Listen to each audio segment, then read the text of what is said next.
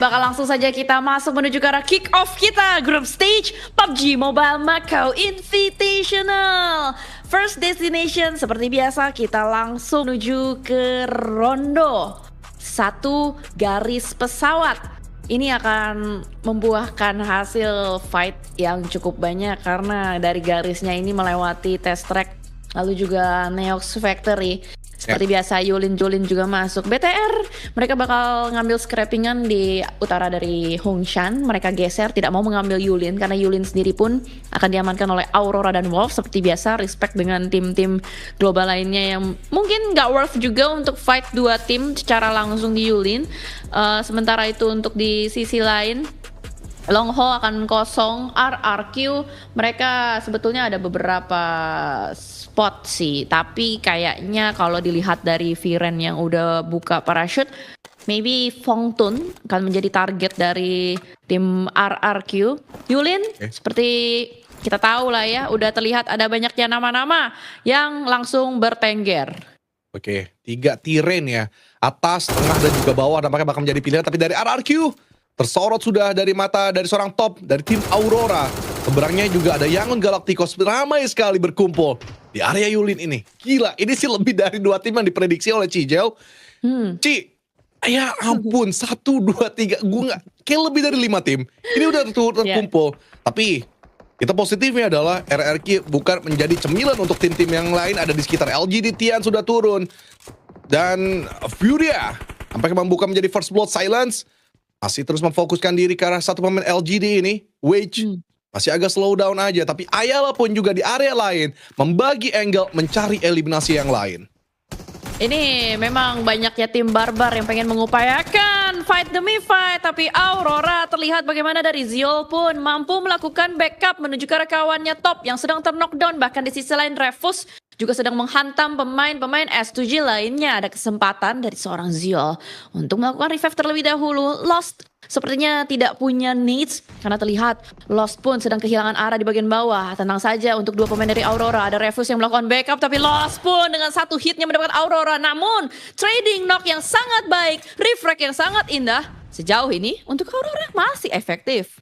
Yes, banyak sekali takedown yang terjadi dari Al-Ula. Wolf pun juga sama. Dan begitu pun dari Ziol. Agak menahan diri terlebih dahulu. Tapi top. Bisa di-revive atau tidak. Atau bakal diikhlaskan saja untuk melakukan recall kembali. Tapi dari LGD, Wage masih bertengger di tengah-tengah. Mengerikan sekali posisi yang dia miliki. Berlari di tengah-tengah dari lorong.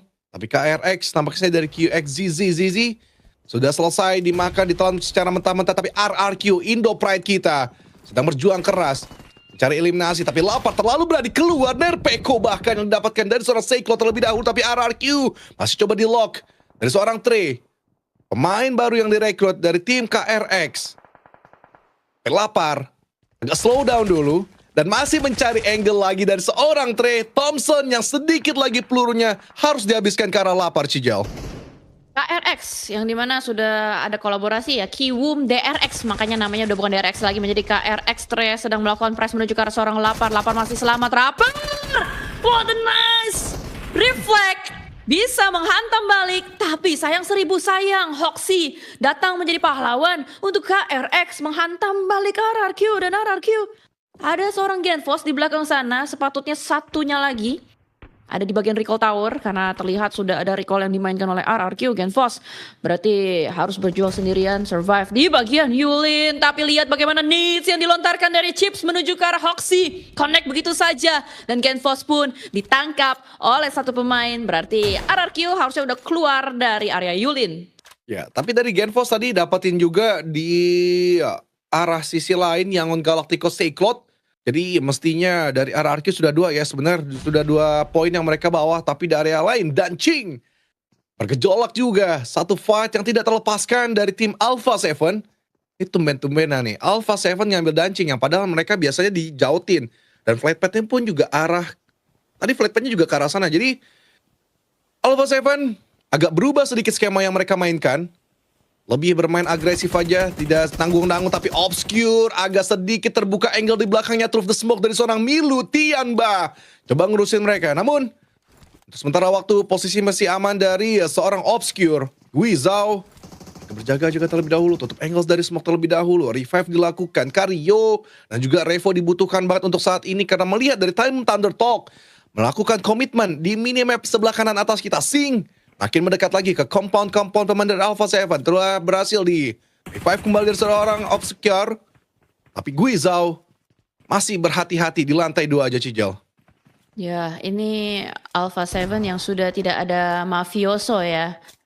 Bisa dibilang mereka nge-replace seorang Mafioso dengan satu pemain baru yang menurut gue cukup impactful juga sejauh gue melihat third party turnamen tapi tidak untuk di PMGO. Let's see apakah mereka bisa melakukan redemption apa yang sudah terjadi di PMGO. Obscure baru saja mendapatkan seorang Milu. Misi balas dendam cukup sukses tapi mereka harus berhati-hati. Ada tim Thunder Talk entah bisa melihat atau tidak menuju ke arah pemain-pemain dari Alpha 7. Sebetulnya dari Alpha 7 ini bisa dibilang satu tim yang nggak pakai ini ya, mereka tuh nggak pakai pemain cadangan. Mereka hanya ada Karilio aja yang menjadi coachnya dan bahkan Guizhou double pick dengan temannya bisa mendapatkan satu pemain dari Tianba QZXZZ.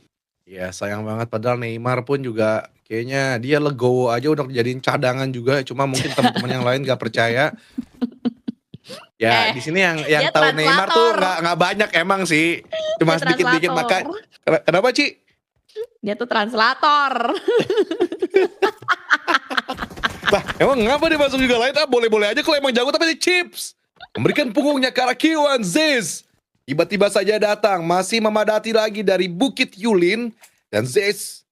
Oh, Sunannya ternyata yang lebih dijaga. Sunan ini satu player yang juga cukup memukau selama PMGC berjalan. Track recordnya gue lupa di tim mana, tim warna hijau. Tapi nanti kita lihat juga, gue buka lagi Sunan ini di mana aja tempat dia pernah berlabuh timnya. Tapi dari K1 terlebih dahulu masih melakukan awareness di area lain. Dan Furia datang, Silence dan juga Ayala, Cijal. Sunan dari 6 to 8 yang logo tikus kan? Ya, Benar, 6 to 8. STE, kan waktu itu ada 6 to 8 STE, ada STE-nya Stalwart Esports. Nah, Oke. Yang gue inget cuma ijonya doang tuh. Iya bener, gak salah. Karena emang logonya lumayan interesting. Mentereng. Ngejembreng warnanya. Iya. Tapi yang seru juga di sini dari K1, 2 pemain masih ketahan oleh pemain-pemain dari Fury ya. Ayalah yang terus aja ngeker menuju ke arah Sunan. Belum dapetin angle pastinya. Tapi lihat bagaimana tembakan dari Chief yang membuat Sunan pun knockdown. Ternyata Ayala hanya ngedistract saja. K1 menyisakan satu. Yang terakhir mungkin untuk dari daerah Yulin. Masih terus dipantau, akan dicari, akan diincar. Dan ternyata memang semuanya tuh numpuk di bagian tengah ya. Ya. Ini permainan di tengah kayaknya memang lebih seksi untuk cari eliminasi. Nggak ada yang di pinggir-pinggir, terlalu safe mereka juga nggak mau. Jadi ya Furia, Ayala berbarengan sama Silence untuk mendobrak, kompak sekali mereka. Tapi dari area sebelah kiri Chief datang untuk melakukan crossing. Dan granat yang masih gagal, Molotov yang juga coba dilemparkan ke arah atas. Ziz dikerubungi, api neraka kanan dan kiri diblokade jalannya. Dia akan fokus ke arah satu aja tembakan yang masih belum bisa nge-take down satu player dari tim Furia. Ayal memaksakan ke sebelah kiri, S12 kali persiapkan juga dari seorang Ziz. Fight jarak dekat akan dimainkan, jedar prodding shoot dari Ziz. Memukau ke Ayala tapi masih dibalas dengan dari seorang Silence. Furia luar biasa kompaknya melakukan crossfire kanan dan juga kiri, Cijel. Gila, Furia sih super scary ya menurut gua. Yes. Dari segi tim fightnya ngeri, dari segi makronya juga rotasinya sejauh kita melihat PMGO itu bagus juga. Mereka tahu gitu loh kalau misalkan timnya ini kuat dari segi fight, mereka tuh sebenarnya nggak yang meledak-ledak kayak mungkin tim-tim Mongolia gitu ya. Yeah. Tapi karena positioning yang mereka ambil itu sesuai dengan isiannya mereka maksimalin. Contoh kan kayak mereka suka ngambil tuh seperempat gitu kan ya untuk rotasi. Nah dari situ mereka motong-motongin orang. Nanti kalau misalkan ada yang mau nabrak mereka tinggal defense. Jadi nggak serta-merta rotasi tapi nggak sesuai sama isiannya. Kayak Voin tuh kan rotasinya tengah-tengah tapi nggak sesuai isiannya kan maksudnya galak gitu. Jangan ngomongin yang gak ada dulu ya. Oh iya maaf ya, sorry. Ini greget juga kan ngomongin Voin. Sebenarnya kayak tim yang sebenarnya deserve lo main di sini lo Voin lo. Iya. Tapi ya kenapa akhirnya mereka kok nggak kelihatan agresifnya, kok mereka nggak kelihatan gregetnya, coba rotasi doang di tengah, udah kayak gitu doang monoton. Iya Ya lagi. itulah yang harus dikembangkan dari Potato, makanya gue lebih menyarankan untuk Ko Daniel Potato out dibandingkan dari Zeta out. Tapi stop dulu, Mmm. jangan ngomongin yang nggak ada. Cuma dengan apa yang tadi sudah dijelaskan dari Cijel, intinya adalah, kesimpulannya adalah yaitu kerja sama tim. Mereka nggak peduli dengan individualnya mereka, tapi lihat juga bagaimana tadi Ayala dan juga Silence tadi berbarengan untuk melakukan crossing, dibandingkan dari Chief juga dari area lain menjaga mereka. Ini menandakan ya, kerja sama tim itu di atas segala-galanya dibandingkan dari individual. Stop main individual, stop main sok jago, respect lah kepada lobby, karena lawan-lawan di level global ini, lo udah Heeh. nggak bisa lagi make strategi jang satu player ngejaga satu tim. Eee jangan ngomongin yang nggak ada. Oh, udah Udah pensiun ya? terlalu Sorry jadul. Jang, sorry Jang. Udah jadul itu, udah jadi kapten, apa namanya yang Flight di attendant. pesawat, pramugara, flight attendant, betul. Sudah tidak di sini dia. Tapi nggak apa-apa, itu juga menjadi salah satu pionir dengan Betul, adanya gameplay yang terus berevolusi. Jadi nggak serta-merta ya udah gitu-gitu terus, nggak monoton. Apalagi juga mekanik sekarang udah semakin bervariasi, udah ada change seat juga yang bisa dimainkan. Belum lagi nanti ada update baru, katanya berenang nanti bisa lebih ngebut. betul. Semakin bervariatif dan memang tantangan menjadi player PUBG Mobile untuk game yang sudah cukup dewasa adalah gimana caranya kita bisa nge-keep up gitu loh dengan lawan-lawan yang ada di nasional dan internasional. Nah, untuk di PMMI ini adalah internasional. That's why kita melihat bagaimana usaha dari BTR dan juga RRQ mereka harus bisa keep up dengan lawan-lawannya. Tapi untuk saat ini Viren sepertinya akan jadi tumbal sih, ini nggak bisa Ya, diselamatin. Jauh so banget. far Terus. Viren kayaknya baru ini deh, knockdown deh. Tadi yang kita lihat itu Lapar sama Genfos. Oke, Nerpeko kayaknya, Nerpeko juga. Tapi kita lihat aja nih, Viren mestinya masih bisa di-recall. Dan mudah-mudahan iya, kalau soalnya fitnya kencang banget tadi, semuanya udah nggak kebaca cuy.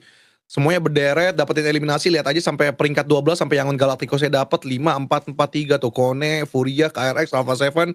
Semuanya deras, mereka rebutan di early fight ini. Bigetron pun juga udah dapat 2. So far Bigetron pun juga belum tersoroti sejauh ini. Kita juga masih belum tahu posisi Bigetron ini udah sampai mana, sampai stage 3 ini. Dan ya ini liatin aja terus yang looting. Dan akhirnya kita pindah juga ke KRX ataupun DRX yang sudah berkolaborasi. Dan Bini ini dari Nongshim Red Force. Correct me if I wrong, ini salah satu player yang sebenarnya menjadi tumpuan aim juga dari tim NSR sebelumnya. Jadi ya, ini pilihan yang cukup menarik juga untuk menjadi carry yang baru dari tim DRX. So far sih ini tim yang menjanjikan ya. Gue sebenarnya lebih suka ke arah Hoxie-nya sih. Ini Hoxie ini something different yang bisa dikatakan apa ya? Goatnya level mereka, goatnya di Korea doang, tapi bukan di level global ya. Jadi ini salah satu player yang terbaik dan mungkin ingin bersaing sama D Plus Ki ya, yang Heeh. at least Nolbu ini nggak terus-terusan mendominasi Ci. Kalau menurut gua Bini kenapa diambil, ini kayaknya tiki-takanya Hoxie waktu dulu di Duxan Esports, Oh, sepertinya ya. oke. Jadi ada benang merah yang pernah mereka alami bersama, mungkin dulu sempat ngerasain, oh main bareng enak ya ternyata nyocok gitu. Ya, Jadi Zeta sama Reizak gitu ya nyocok tuh. iya bener, tapi kan dipisahkan ya kalau Zeta Reizak Iya. sekarang. Ya mana tahu kan, kita nggak tahu. Karena kan yang namanya transfer player tuh suka lumayan mengagetkan. Tapi tadi ada satu hal yang menarik sih yang dilakukan Aduh, oleh Nerpeko. Bini, tapi Nerpeko tertangkap basah, kayaknya langsung ditanam 2 pemain dari RRQ kalau kita lihat dari alive statusnya. Itu langsung Oh iya, ditanam tuh. mentang-mentang rondo ya, bisa lo gali Iya. lo tanam lagi ya. Iya, ditanam itu. Ya gimana? Kelihatan tadi lagi rotasi kepotong. Tadi gue mau ngomong apa ya? Gara-gara Nerpeko gue jadi ke distract. Oh ini, gara-gara Rondo. Gue ngeliat si Bini itu menarik loh. Dia kan bawa explosive bow. Oke. Jadi dipakai gitu explosive bow-nya buat bikin cekungan. Tadi kan sempat kesorot ya bagaimana dia Ya. setup panggil emergency flare, terus abis itu dia pakai si explosive bow-nya buat bikin cekungan-cekungan, kubangan-kubangan dari seorang Bini. Karena si Bini dan kawan-kawan tadi mungkin mikirnya tuh zona bakal ke mereka, atau terlalu dini mereka mengambil keputusan, itu juga bisa menjadi salah satu faktor sih. Terlalu dini untuk Bini memang. Padahal di Koreanya itu pernah disoroti dengan cangkul-cangkul yang dalam silence. Mencoba touchdown, ingin melakukan rotasi ke arah dalam, tapi dibegal tiba-tiba saja oleh QZZZ from Tianba. Dan Ayala nampaknya bakal menyusul. Tidak terlalu banyak pick yang dimiliki karena dia tahu harus melakukan revive kepada Acing. Eagle Milu gak punya waktu kayaknya untuk dilakukan recall kembali. Stage 4 sebentar lagi bakal menutup, tapi banyak banget absensi yang datang ke arah depan dari QZZZ. Dimana dari Ezel pun juga datang, jatuh dan tak bisa bangkit lagi. Namun di area kejauhan Bukit Yulin, lagi tim Thunder Talk sangat cepat membuka mata mereka ke area-area luar. Sing pun juga masih mendeteksi pawai-pawai 17-an yang lain. Bukit Yulin menjadi satu benteng gatekeep yang sangat kuat untuk Thunder Talk. Bigetron terpantau Axel memantau dari tim Thunder Talk. Dan ya so far dari Bigetron kayaknya hanya melakukan scouting. Ini bijak menurut gue untuk mereka memaksimalkan gimana melihat pergerakan Thunder Talk selanjutnya, Cijal. Iya, karena tempat yang mereka ambil adalah bukit-bukit belakang dari Yulin. Itu adalah bisa dibilang kampung halamannya BTR itu sendiri kan biasanya. Tapi karena mereka tadi ngambil scrappingan dari Hongsan, mereka melakukan rotasi dan akhirnya mereka touchdown di satu spot yang menurut gue cukup prime untuk sampai ke mid game ini. Tidak seperti RRQ yang terlihat seperti lagi kehilangan arah. Hanya dengan 2 pemainnya saja terakhir terlihat di arah jam 11. Mau masuk lewat mana itu menjadi pertanyaan gue juga. Karena di bagian utara lumayan ramai. Dan saat ini yang tersorot adalah Regnum Karya yang sedang mengupayakan diri mereka untuk masuk dari arah utara. Dekat sekali dengan Diploskia. Silas and Gang sepertinya akan bermanuver. Tidak mau memaksakan keadaan. Dan seperti biasa, tahan dulu, lihat dulu situasi dan kondisinya seperti apa. Barulah nanti mereka akan bergerak lanjut. Kiranya nggak mumpuni loh untuk tim dari Regnum Karya. Mereka ngebales tembakan lagi ke arah Diploskia. Tapi sama-sama outer di area utara. Mungkin fight sebentar lagi akan terjadi. Namun 40 detik decision yang harus mereka ambil. Kalau fight ini mesti cepet banget atau mereka bakal menjadi makanan yang empuk juga dua-duanya. Dari tim yang menjaga sisi utara, tim yang warna pink terkelihatan sama kita di sebelah kanan atas. Menurut Loxi. Yes. Oh ya, KRX. Loxi makin mendekat. Regnum Karya nampaknya bakal meladeni dengan tembakan pembuka dari Diploskia. Coba ditembakin Loxi. Lolos untuk satu baiting yang terjadi. Namun peluru dari Loxi tidak terlalu banyak. Granat dilemparkan. Splash damage setengah HP bar. Terserap cukup banyak. Tapi Nobu mendahulukan. Dapetin Wad dan juga Ezel. Diploskia mendominasi. Loxi tergeprek juga. Tim Regnum Karya, bra. Mereka harus hilang. Tapi Diploskia yang rata, Cijel, oleh tim yang lain datang tiba-tiba melakukan third party. Wah gila, ini emang udah ramai memang tempat dari mereka fight. Dan bahkan Furia yang melihat mungkin akan memanfaatkan hal itu. Dan betul saja Furia yang mengeliminasi Regnum Karya. Asetnya menarik banget, ini gue suka banget asetnya. Jadi kelihatan tim mana yang ngeratain tim mana. Karena tadi awal gue ngeliat Tianba diratain sama AP gitu tadi. Terus gue mikir, emang ini ngeratain apa gimana maksudnya? Gue masih mencerna gitu kan. Pas muncul aset Fury yang ngeratain tim Regnum, gue langsung mantep nih aset. Terus ada titelnya gitu lagi ya. Iya, ada titelnya informatif banget. Tapi Master Smile kok terlalu maksa dia. Mau izin tampil malah jadi izin ke lobby Alpha 7. Harus berterima kasih kepada Gizao, last man standing yang masih bertahan dan masih bisa menyelamatkan seorang Carilio. Gila, YG titelnya 2025 PMWC #1 diratain sama Alpha 7 PMGC #1 2025. Keren banget semuanya. Iya, adu jotos para juara-juara ini. Tapi RRQ masih bertahan ternyata. Ada di tengah-tengah tersandwich dari tim KRX dengan K1 juga. Namun dari Fury ya, mereka memaksakan manuver dari area Bukit Yulin. Yulin memang menjadi tempat yang cukup nyaman kalau mereka ingin melakukan fight di gatekeep. Banyak space, banyak ruang untuk melakukan perlawanan ke arah gatekeepernya. Namun di utara ya flat groundnya ini juga nggak menguntungkan banget untuk RRQ. Mudah-mudahan bisa bertahan dari Genfos. Kita lihat saja bagaimana rotasi makro. Rotasi ala-ala Genfos diperlihatkan bisa atau tidak menyelamatkan at least #8 satu placement untuk bisa mereka kantongi. KRX sudah berjalan menghindari dari tim RRQ nampaknya dari Hoxi dan juga Bini. Ini tadi yang sudah dibahas juga tiki taka yang pernah mereka lakukan dari tim Duksan sebelumnya. Namun K1 Sunan ucapkan 1-2 lemparan granat. Wing! Masih belum dapat. Dapat ternyata Dapet. karena Furia Cijel. Dapat connect, dan sepertinya dengan adanya satu connection akan membuat mereka pun cukup pede dengan follow up nih sih. Tapi no, jangan. Astagfirullahalazim, terbuka banget. Gila loh, matanya mereka, si Kone ini, dia lagi fokus sama Furia. Tapi pas dia balik badan, dia ngeliat, ih apaan tuh, ada yang lari, ada yang bunny hopping, langsung ditembak, langsung di tracking. Selesai untuk RRQ. RRQ yang kita tahu mereka bagus rotasi di ronde, ternyata tidak efektif untuk bermain di kancah global. Tapi Silence membungkam pemain dari Kone. Balasan needs dari Furia. What happened? Gila. Sakit sih Furia sih. Tadi mereka yang dibombardir duluan loh sama Kone, tapi dia langsung cepet cover temennya, revive, langsung ngebales lagi. Gila, maksud gue jujur ini puyeng banget sih untuk ngeliatin fight-fight yang terjadi. Maksud gue adalah nggak kita doang yang puyeng buat nonton, tapi mereka pun yang ngejaga dari utara. Kayak tadi bagaimana dari K1 tiba-tiba lakuin manuver turn around ke arah dari RRQ, itu juga cepet banget refleks yang dimiliki. Cuma Furianya juga bagus banget untuk mereka memaksimalkan kelengahan tersebut. Jadi ini puyeng ditambah puyeng. Malah puyeng semuanya nih. Semuanya puyeng banget di sini. Tapi LGD dulu yang mereka di area Tenggara terlalu padat merayap. Dari sekitaran terusan Yulin dan begitupun dari Bigetron, kita tanda tanya bagaimana dia bisa lepas dari cengkraman dari Thunder Talk. Tapi PR-nya melewati S2G, Al-Ula dan juga Aurora. Padat sekali tim Bigetron. Mereka harus cepat mengambil decision sekarang. Dan juga pandai membaca fit yang ada di depan mata mereka. Sekarang dari Al-Ula sedang dibombardir oleh LGD, oleh Aurora. Tapi Reza sudah bergerak di atas bersama dari Reizi. Mestinya mereka tahu ini granat-granat lagi melimpah di depan mata mereka dan bisa menjadi third party.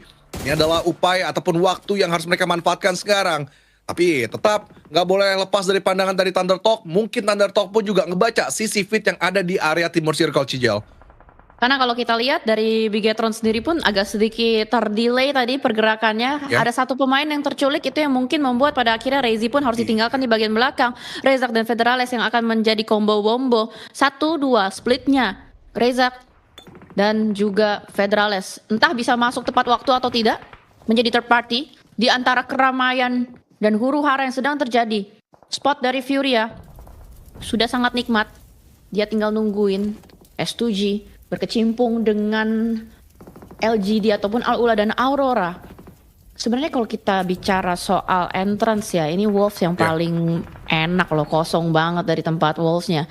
Dia nggak akan ketemu sama banyak orang, tapi Thunder Talk and BTR akan bertegur sapa. Awake pun dibuat tidur aja, sisa sendirian saja. Apakah bisa selamat atau tidak? Karena Bigetron masih dengan 3 pemain yang ada di depannya. Aja akan memasak granat dilontarkan menuju ke arah bagian depan. Bigetron bakal cuek sepertinya.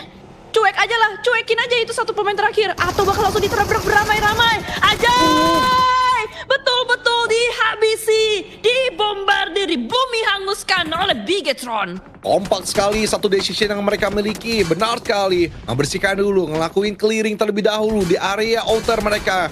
Dan sekarang banyak sekali yang bakal menembaki mereka. Ini posisi yang agak sulit memang. Salah satu hal yang maksimal bisa mereka mainkan. Tapi beruntung ada cover flare yang sudah mereka pop out untuk di depan menutupi sedikit angle dari Al-Ula dan juga Aurora. Dan sedikit-sedikit juga untuk melakukan gali-gali tanah, menutup sedikit angle. Tapi Furia terlebih dahulu menabrak dari S2G kami. Hamsu meratakan dari tim Furia yang cukup strong dari early to mid game. S2G masih terus berjalan.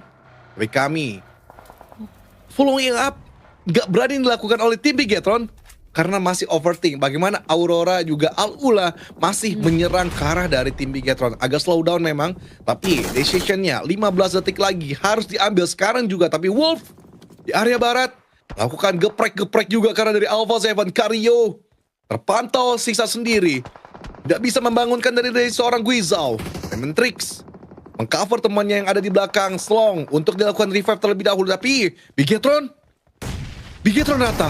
Reza tidak mampu bertahan karena S2G lah yang menghantam mereka, Cijal.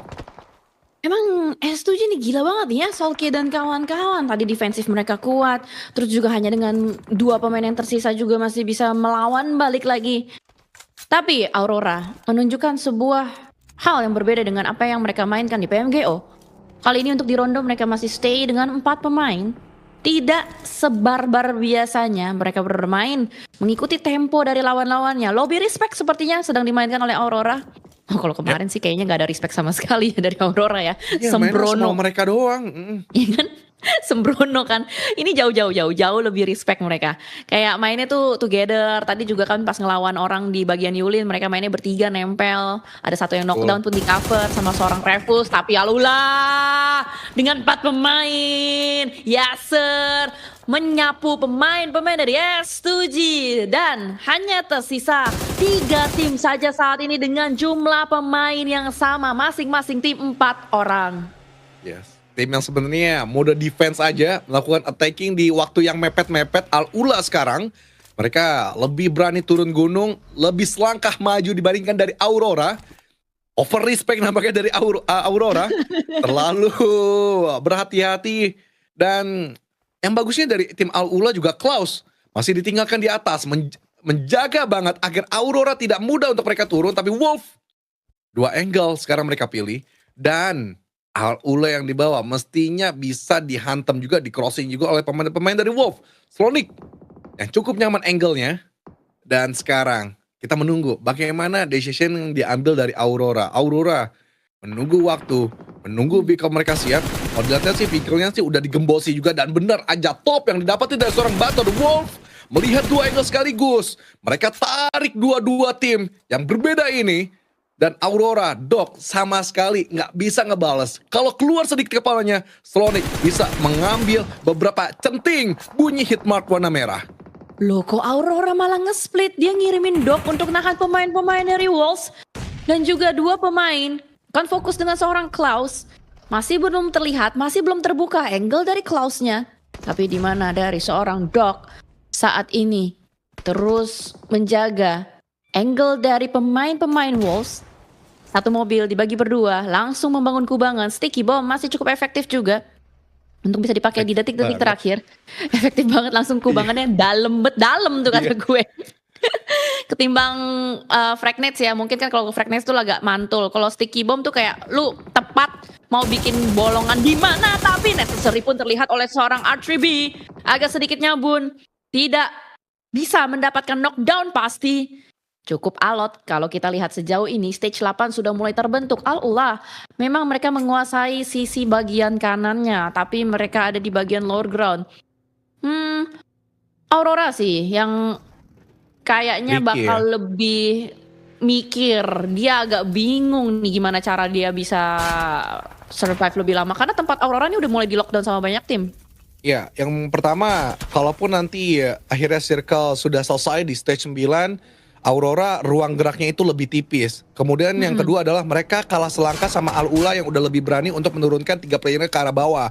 Sehingga bisa dikatakan mungkin Aurora menjadi tim yang pertama pulang dulu dari top 3 ini. Dan fight terjadi yang terakhir adalah tim dari Wolf dan juga Al-Ula. Kita lihat nanti bagaimana aksi dari Aurora bisa break the limit, atau mereka akhirnya berpasrah gitu aja. Harus digeprek dari 2 tim yang berbeda. Tapi Ziol menjaga keras. Klaus sih emang nyebelin banget. Cuma tarik dikit, buying time untuk Aurora, mereka menjegal banget, nggak bisa turun ke bawah. Tapi Ziol pun akhirnya benar saja melakukan fight dari Klaus ke arah dari Refuse. Kehilangan lagi punggawa dan berkurang lagi daya dobrak dari tim Aurora.